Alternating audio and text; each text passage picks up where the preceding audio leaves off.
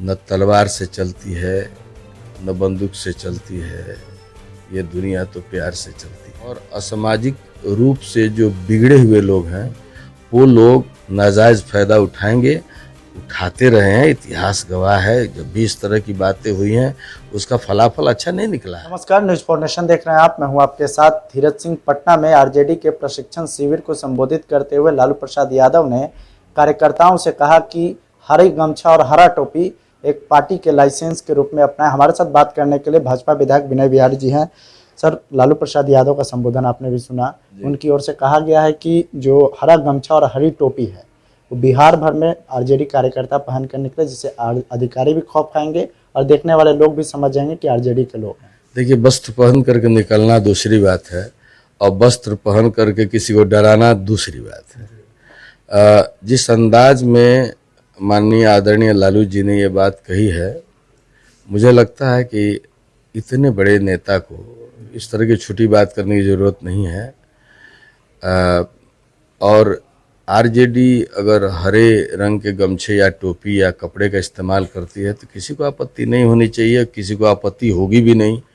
अब नंगा भी घूमेंगे तो कोई थोड़ा आपत्ति करेगा, क्या करेगा, कुछ नहीं करेगा।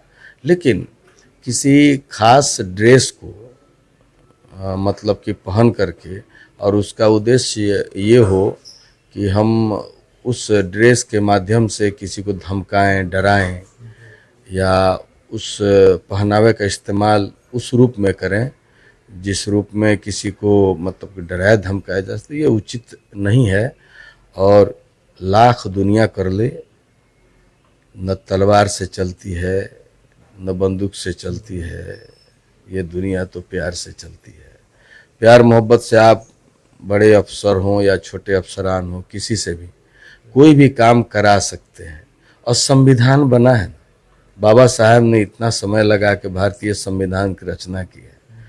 अब उस संविधान के दायरे में ही रह करके आप किसी को डरा सकते, धमका सकते। भगवान आपको इंसान बनाया है और इस देश का नागरिक बनाया है। इस देश में एक संविधान है, उस संविधान के दायरे को तोड़ना और अपनी बातों से उकसाना लोगों को, ये अच्छी बात नहीं है। इस बयान के बाद सुशील मोदी का कहना है कि असामाजिक तत्वों को बढ़ावा मिलेगा, तो क्या लगता है कि इस बयान के बाद असामाजिक तत्वों को सही में बढ़ावा मिल रहा है? एकदम सुशील मोदी जी ने 100% बात सही कही है। मैं उससे एग्री हूँ, सहमत हूँ।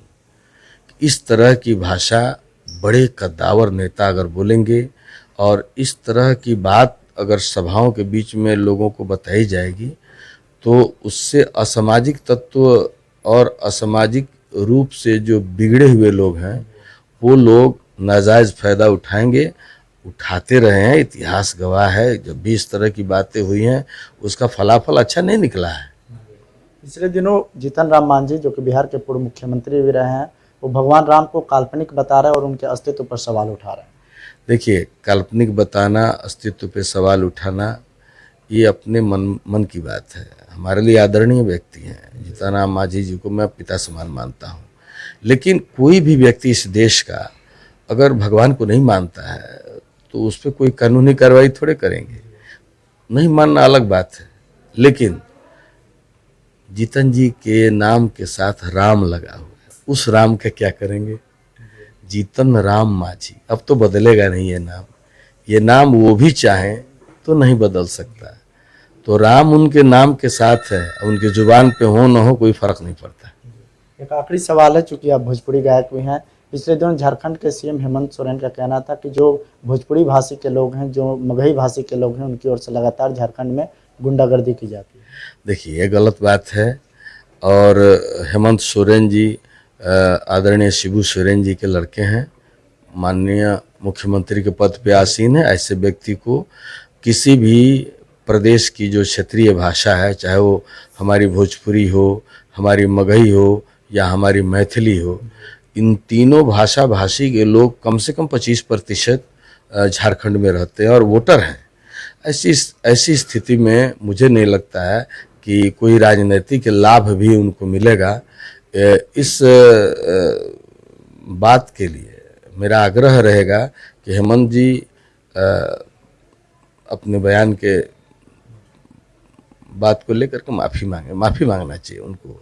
भोजपुरिया लोग मेहनत कश होते हैं और भोजपुरिया लोग भी उनके साथ है। ऐसा नहीं है कि 25% जो लोग हैं मैथिली मगही भोजपुरी के वो उनको वोट नहीं करते। इसलिए आप किसी से वोट लेते हैं या आप किसी तरह से जनप्रतिनिधि हैं तो आपको जनता की भावनाओं के साथ मजाक और खिलवाड़ करने का हक किसी ने नहीं दिया है। बहुत बहुत शुक्रिया। तो ये थे भाजपा विधायक विनय बिहारी। दिल्ली से न्यूज़ फॉर नेशन के लिए मैं धीरज सिंह।